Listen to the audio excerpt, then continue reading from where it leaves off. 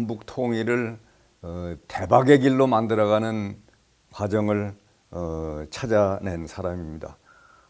그동안 많은 분들이 통일이라고 하면은 부담을 느끼시는 분들이 많았었는데 사실은 그렇지 않다 하는 거를 제가 찾아내고 그 내용을 말씀드리고 싶습니다.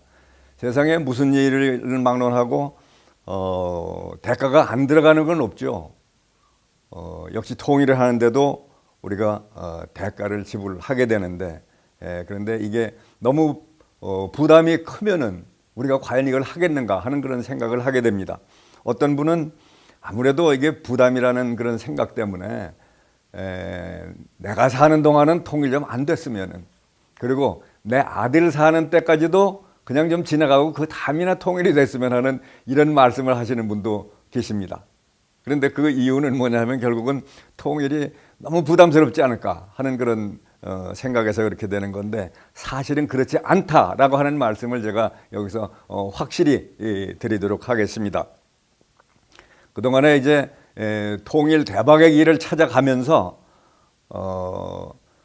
대박을 만들려면은 결국은 비용은 최소화 시키면서 그로부터 얻는 이득이 가장 크게 만드는 거가 우리가 목표를 달성하는 거기 때문에 그 길을 찾아가다 보니까 결국은 아주 좋은 그런 구도가 나왔습니다.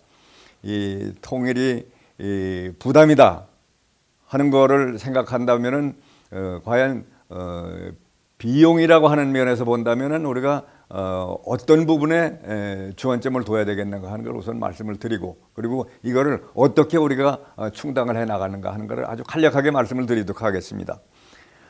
우선 우리가 통일을 마무리하는 데 들어가는 비용이라고 한다면은, 그러면은 통일이 된 그 당시에 그 혼란 상태를 극복하는데 들어가지 않을 수 없는 그런 비용이 있습니다. 그건 이제 위기 관리 비용이라고 불러볼 수 있겠죠. 그리고 두 분리된 지역이 이제 하나로 통일이 되면은 모든 제도 체계가 이제 단일화돼야 되겠는데 거기에 들어가는 비용, 그리고 또 하나 중요한 거는 우리가 남북이 이렇게 갈려서 사는 동안에 북측의 소득 수준이 너무 열악하게 됐습니다. 그렇기 때문에 그 소득 수준을 어느 정도는 상승시켜 주면서, 그리고 이제 우리가 같이 평화롭게 잘 살아야 되기 때문에, 그래서 그렇게 해 나가는데 들어가는 비용, 이거라면 사실은 비용이 아니고 투자입니다. 왜 그러냐 하면은 이제 생산을 하면서 소득을 더 크게 갖는다라고 한다면은, 생산이라는 거는 사람하고 실물 자본이 있어야 그래야 이제 생산이 나오게 되는 건데, 사람이 그냥 호미만 가지고서는 생산을 하면 얼마나 하겠어요. 실물 자본이 있어야 된다고. 무슨 기계 설비 건물 할 거 없이 모든 사회 인프라에 할 거 없이 모든 게 필요하게 되는데, 근데 이제 이거를 확충하는 데 들어가는 비용, 이거는 이제 셋을 합해서 우리가 일반적으로 통일 비용이라고 한다면은, 그러면은 제가 추산을 해보니까 대략 한 우리 남한 GDP의 한 7% 정도가 되더라고요.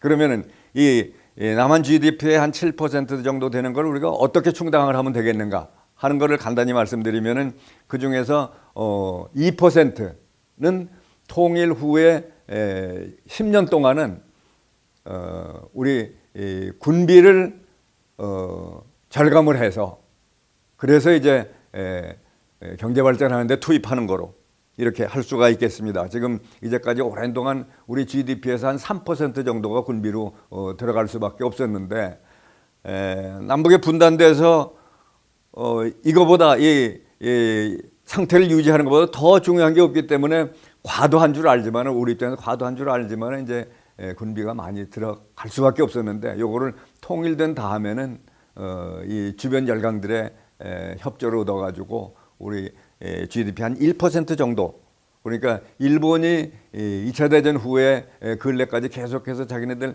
GDP 1% 정도 이내에서 이제 자위대 유지해온 것처럼 우리도 그 10년 동안만 좀 이렇게 한 1% 정도에서 충당을 하고, 나머지는 경제 발전하는 데 넣는다고 한다면, 그러면 7% 필요한 것 중에서 2%가 줄어든다라고 할 때 5%가 남는데 그 중에서 1%는 해외 장기 저리 차관으로 해서 그래서 우리가 그걸 메고 나갈 수가 있고 그리고 거기서 약간 좀 부족한 게 있다라면 해외 채권 발행으로 해서 여하튼 1%는 해결을 한다면은 그러면은 우리 국민들의 당장의 부담이 줄어들게 되는 겁니다. 그러면 나머지 4%에 대해서는 세대 간의 비용 분담이라고 하는 차원에서 통일 국채로 하고 그리고 통일로 말미암아 우리가 지불해야 되는 세금은 1%.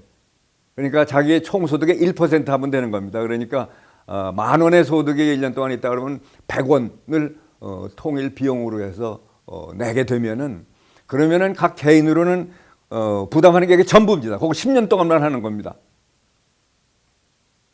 그렇게 되면은 우리가 그 다음에 돌아오는 이득이라는 건 엄청난 이득이 돌아오게 되는데 우리가 비용을 부담스럽게 생각하지 말고 소득의 총소득의 1% 선에서 하는 거로 한다 그러면은 우리가 감당할 수 있지 않겠는가.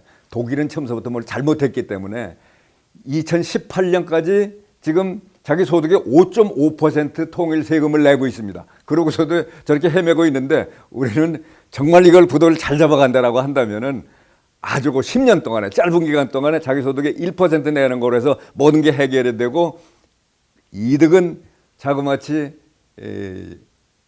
총 소득이 매년 11%씩 증가가 되는 아주 큰 이득을 얻을 수 있다 하는 말씀을 드리겠습니다. 감사합니다.